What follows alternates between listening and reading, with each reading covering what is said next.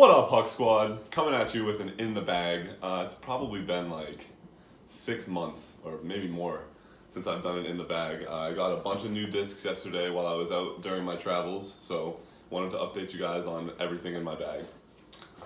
I will start with the two putters. I throw Pro Aviars. I find that they have a really good feel in my hand. They're really stiff. I can press my thumb into them without really pushing into it, so I really like that. They do get a little bit slippery in the rain, but I really like them. I've been putting with them for probably 2 or 3 years, so it's a Pro Aviar.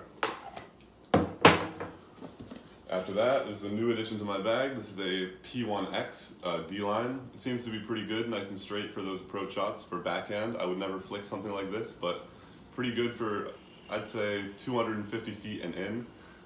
Will hold nice and straight. It won't really ever stable out on you, so it's good for those nice straight shots. Got a brand new Psycho, as you guys know. In my video yesterday, I lost my one of my favorite discs. I've had it for like 2 or 3 years, and I threw it on a lot of my up shots. It was really well beaten in. So now that I have a brand new one, I'm gonna have to beat this one in and have it for those, pretty much like the P1X. It might have a little more stability, but those nice straight putter shots off the tee, I love throwing the Psycho as well. Next I got another D-line P2 this time. It'll have a little more stability than the P1X. I guess the only difference between the Psycho and the P2 for me would be stability, like a little bit. The P2 is going to be a little more stable than the Psycho. Maybe if there's a tiny bit more of a headwind, I'll throw the P2 instead of the Psycho. They're really similar, but I use them in just a little bit of different situations. Next up, I have my S-Line P3X. This one's brand new. I got it yesterday. I have had a white P3X in my bag before, but since it's the winter right now and since I play for the Bombers, we're out in the snow all the time, and you just can't really throw white discs super confidently, hoping that you're gonna find it again. So I just got a replacement in blue. I really like it. It's got a flat top. It's a really overstable throwing putter. It's great for those backhand, trustworthy, reliable shots. I haven't really found much luck in flicking it. I seem to turn it over too much, but for backhands, overstable, trusty, P3X. This is my BT Hard Harp. This is one of my most thrown discs in my bag. If you ever see me flicking an approach shot, it's most likely gonna be this disc. Super reliable, great feel in the hand. Harps are just perfect for flick up shots. They're great for backhands too, but these are obviously my discs for backhand up shots. My harp is really just something I like to turn over a little bit, maybe throw nice and flat, have it fade out, but it's great. It's a really, really good forehand disc for pretty much anything inside 250 feet. Moving into my mid-ranges, I only have 2 mid-ranges. One of them is a Pro Roc. This one is brand new from yesterday. It's 177 grams. I found with the rocks, the grams doesn't really matter for me because I tend to want them to go pretty straight. I don't really want them to be too stable. But once again, kind of the same as the P3X. I had a white one, so I had to get a red one so that I can still throw it in the winter. And for a more overstable mid-range, I have a C-Line MD4. It's a pretty big beefcake. I don't really flick it too much. Once again, I kind of seem to turn it over. I haven't really found much luck flicking many mid-ranges. If I'm gonna flick something, it's gonna be either the Harp or maybe like overstable fairway driver that I'm gonna get to. But I haven't really found much luck in flicking mid-ranges, so I'm still using this MD4 pretty much for just backhand only shots. It seems to come in clutch every once in a while, but it doesn't really go as far as I want it to go. I kind of just have it in here as a overstable mid. Next up, we're moving into the fairway drivers. I have a beat-in C-Line FD. At this point, this thing is just dead straight. If anything, it's gonna turn a little bit to the right. It doesn't really have much stability left in it, and it's kind of a weird color to be throwing in the snow conditions right now, but it's really glidey. An FD straight out of the box is probably one of the straightest flying fairway drivers you could ever get. So I definitely recommend the FD, and when you beat it in, it can turn into a really manipulating disc that you can really do pretty much anything you want with. Yesterday, I ended up getting a new G-Line FD. Since it's the winter, I wanted to try out the G-Line and see how it would stay in the snow and in the cold conditions. I threw it a couple times during my round yesterday, and it seemed to work really well every time. It did have a little more stability than my C-Line FD, but it just had a different feel in my hand. I do like the way that the G-Line feels, and I really do like this disc. Next up is my brand new Huck Labs C-Line FD3.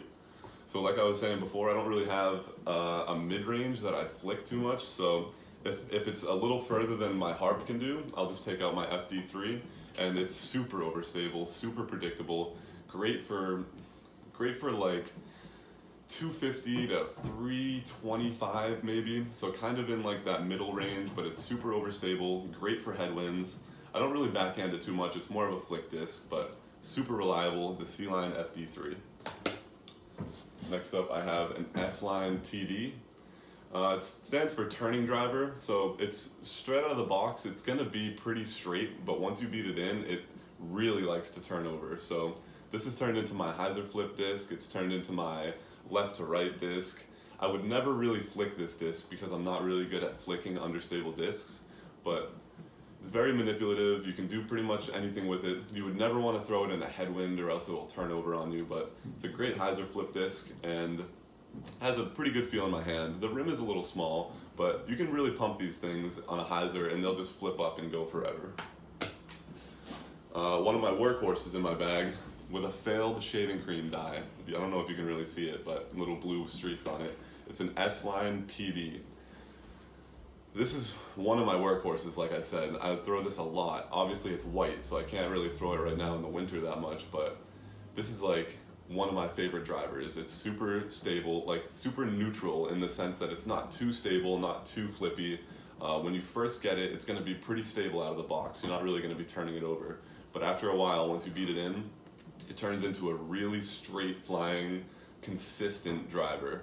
So I really recommend an S-Line PD for anybody that just wants a nice, I think it's a 10-speed, a nice 10-speed driver, controllable, very, very reliable. So I really like the S-Line PD. Leading into my next disc is a brand new PD, but I got it in P-Line. I'm not really sure, it doesn't really feel too different. I think the P-Line is gonna beat in a little bit quicker. I did throw this once yesterday and it was pretty stable, definitely more stable than my white one. So I can definitely use it as a more stable PD for now, but I'm not really sure how fast it's gonna beat in, the P-Line PD. Next up, two brand new additions to my bag as of yesterday, an S-Line CD3 and a C-Line CD3. This is a new disc that Discmania just came out with. It's supposed to be kind of like an Innova Wraith. It's an 11-speed, 5 glide, -1 turn, and 2 fade. So it seems to be kind of like a neutral, fast driver. I tried flicking it yesterday and it kind of turned over on me. I haven't really thrown either of them that much. I've only thrown this green one once and I threw the blue one maybe 2 or 3 times. But I really like the way that they fly and I feel like doing some field work with these. These might be my 2 new max distance drivers because they're not too stable, they're not too understable, they have the speed, they have the great rim feel in my hand. I really, really like this disc, the CD3. I'm hoping that these are going to be my new max distance drivers. And then coming to my very last disc is my S-Line PD2. It's just my meat hook. Whenever I need something super overstable, super beefy, I can take this thing out with total confidence, even in a headwind. I can backhand it, I can flick it, I can pretty much do whatever I want with it. It's an S-Line PD2, max weight, super reliable, super overstable, super fast, but it's a wonderful disc for what it serves its purpose for. And the only disc that's missing from this lineup is a C-Line PDX. It's a new addition from them. I got one of the limited edition runs from them a couple months ago, and if you watch my video yesterday, I lose it, and it was really beat in, it was perfect. It was a great, like, it's a step above a PD, I would say, and it's probably in between a PD and a PD2 in the sense of stability. So I would really like that. It was great for flicks. If you watch some of my videos, I flick it all the time. It gets great distance. So I lost it yesterday in the snow. I just ordered another one last night, so I'm hoping to get that in pretty soon. But there's my bag. If you have any questions, let me know. I'm still rocking the Luxury E3 from Latitude. It's a really solid bag. It's held its own. I've had it for like over a year now, and I can't have any complaints. All the zippers are good. All the pockets are good. Everything's good. So yeah, hope you guys enjoyed today's In the Bag. Take it easy.